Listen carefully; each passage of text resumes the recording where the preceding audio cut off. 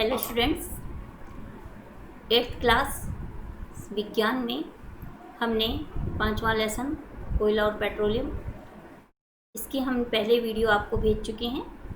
अब दूसरे इससे आगे हम पढ़ा रहे हैं। कोयला के बारे में इससे पहले हमने आपको बताया था। अब हम उससे आगे आपको पढ़ा रहे हैं पेट्रोलियम। बच्चों, जिस प्रकार कोयले का उत्पादन होता है, ठीक उसी प्रकार पेट्रोलियम का भी उत्पादन होता है।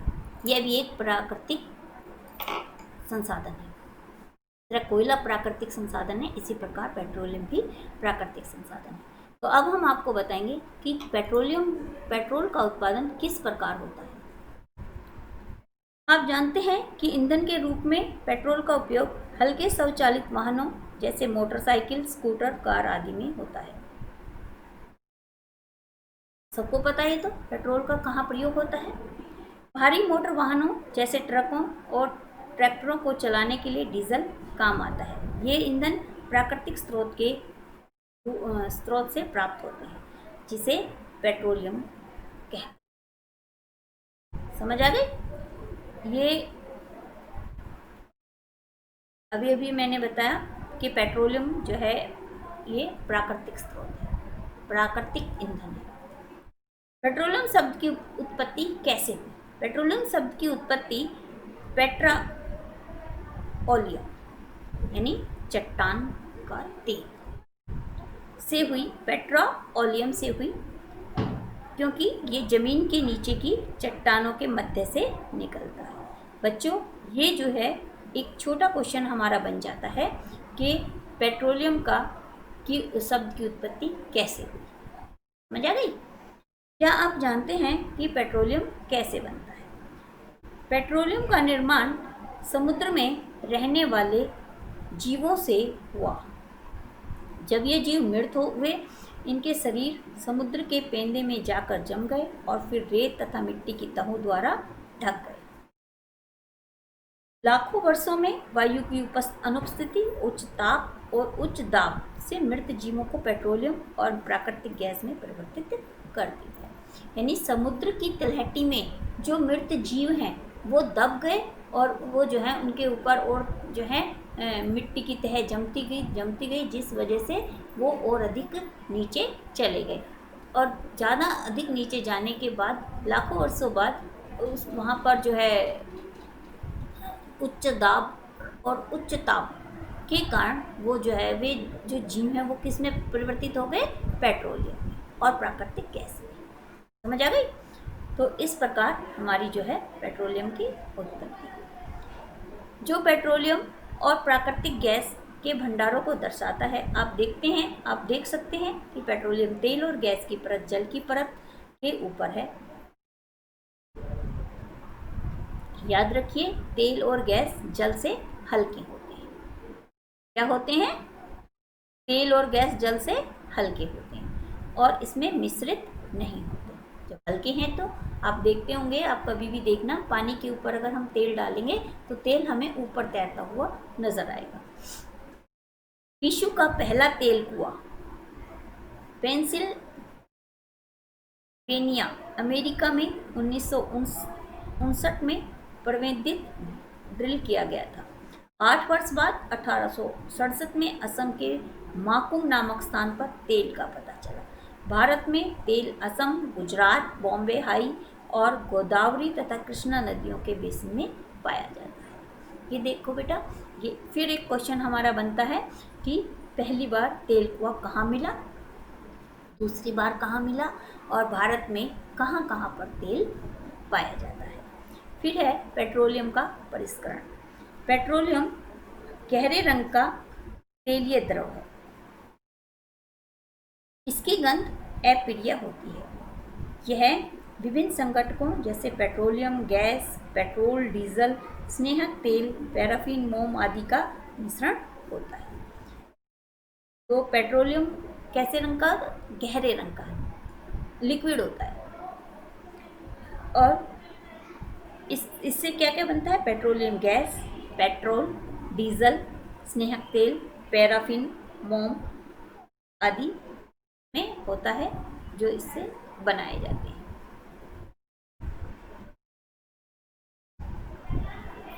इनको पृथक करने का प्रक्रम परिष्करण कहलाता है। ये जो मैंने अभी बताया कि इसमें ये सब चीज़ें होती हैं, जब इनको हम अलग करते हैं तो ये क्या कहलाता है? परिष्करण। यह कार्य पेट्रोलियम परिष्करणी से संपादित किया जाता है। फिर है पेट्रोलियम और प्राकृतिक गैस में अनेक उपयोगी पदार्थ पाए जाते हैं। इन्हें पेट्रो रसायन कहते हैं। जो पेट्रोलियम और गैस में जो उपयोगी वस्तुएं हमें देखने को मिलती हैं, जो पाई जाती हैं, इन्हें क्या कहते हैं? इन्हें पेट्रो रसायन कहते हैं। इनका उपयोग अपमार्जक रेसे, मतलब इनका कहाँ कहाँ उपयोग होता है? पॉलिएस्टर, नायलॉन, एक्रेलिक आदि में, पॉलीथीन आदि और अन्य मानव निर्मित प्लास्टिक आदि के औद्योगिक निर्माण में भी इनका प्रयोग किया जाता है। प्राकृतिक गैस में से प्राप्त हाइड्रोजन गैस का उपयोग उर्वरकों के उत्पादन हेतु किया जाता है। अपने बहुत अधिक व्यावसायिक महत्व के कारण पेट्रोलियम को काला सोना भी कहा जाता है। ये बेटा एक और क्वेश्चन हमारा बनता है कि काला सोना किसे कहते हैं और क्यों? समझ आ गई? तो इस तरह से ये हमारा बड़ा क्वेश्चन भी बन जाता है। फिर है हमारा प्राकृतिक गैस। मतलब इसका ये बहुत ही इम्पोर्टेंट है, बहुत ही महत्वपूर्ण है, लोगों के बहुत काम आता है। तो इसका हर कार्य में बहुत ही महत्व है, व्यवसाय में, हर चीज़ में इसका बहुत ही महत्व है, इसीलिए इसे काला सोना कहा जाता है। फिर है प्राकृतिक गैस। प्राकृतिक गैस एक महत्वपूर्ण जीवाश्म ईंधन है।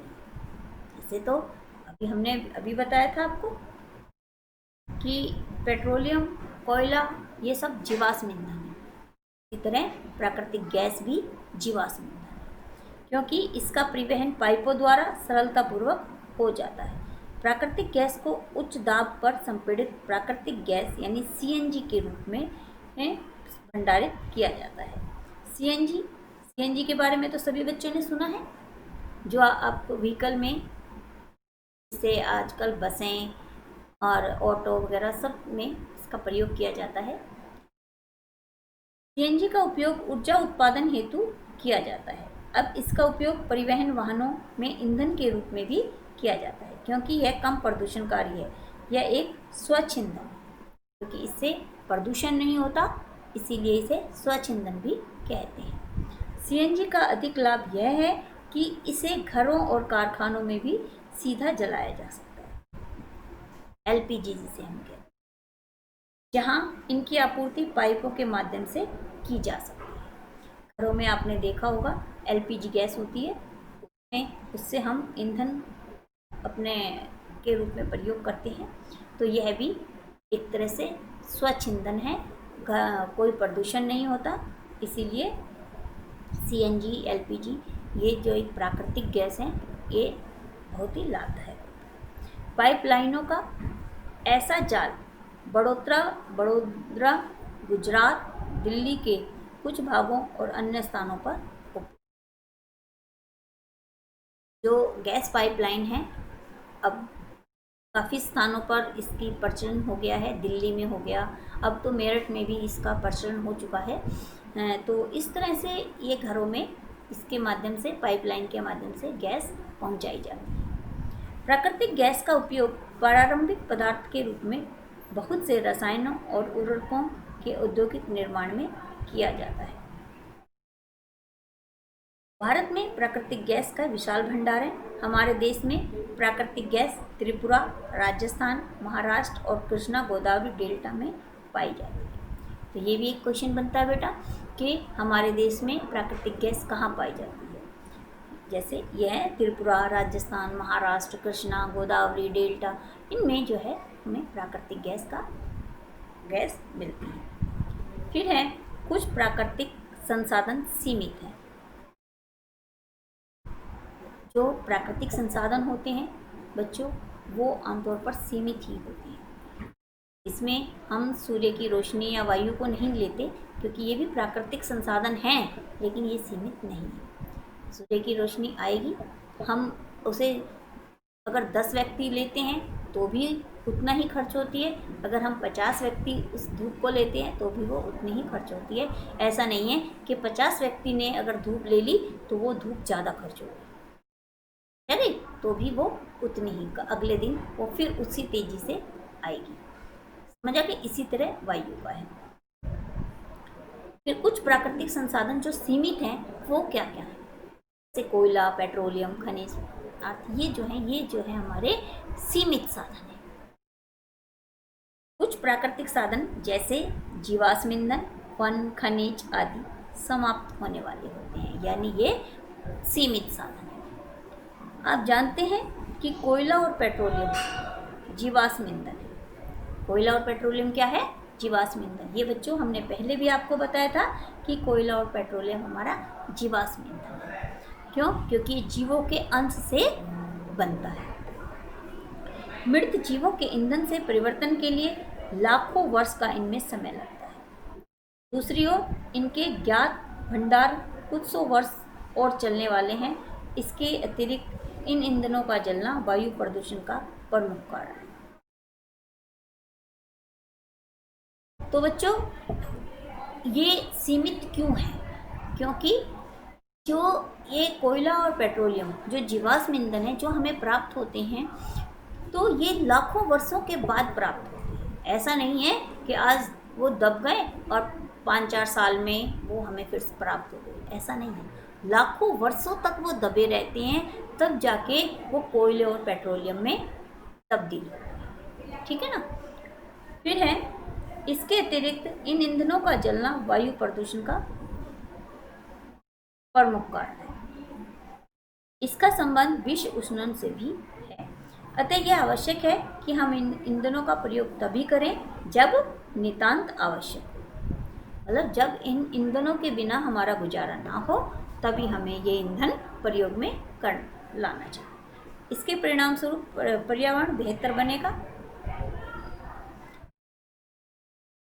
विश्व उष्णन का खतरा कम रहेगा और ईंधनों की उपलब्धता लंबे समय तक होगी।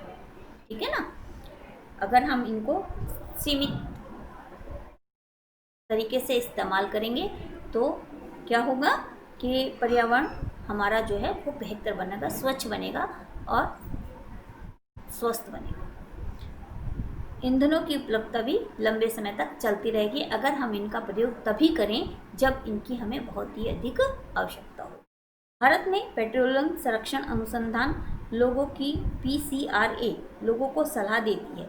कौन देती है? ये पेट्रोलियम संरक्षण अनुसंधान संघ है जो कि लोगों को इस बारे में सलाह देती है। क्या देती है? कि गाड़ी चलाते समय किस प्रकार पेट्रोल बचाया जा सकता है, क्या क्या उसके गुण हैं। ये तो वैसे तो बच्चे आप सभी जानते होंगे, लेकिन फिर भी इसमें दिया हुआ है। जहाँ तक संभव हो गाड़ी समान और मध्यम गति से चलाएं, मतलब कभी तेज कभी मंदी ऐसे ना करें, बल्कि समान गति में चलाएं और वो गति कैसी हो? मध्यम, ना मंदी हो बहुत ना बहुत तेज हो। यातायात लाइटों पर अथवा जहाँ उनको आपको प्रतीक्षा करनी हो, गाड़ी का इंजन बंद कर। तो होता है ना कि जहाँ रेड लाइट आती है हम वहाँ पर भी गाड़ी ऑन रखते हैं और जो है हमारा जो ईंधन है वो लगातार फूकता रहता है। तो इससे ईंधन बचाने के लिए एक तरीका ये भी है कि हम जहाँ पर रेड लाइट आती है या कई बार जाम होता है तब हमें रुकना पड़ता है, तो ऐसी स्थिति में क्या करें? हमें वहाँ अपनी गाड़ी को बंद कर देना चाहिए। टायरों का दाब सही रखिए।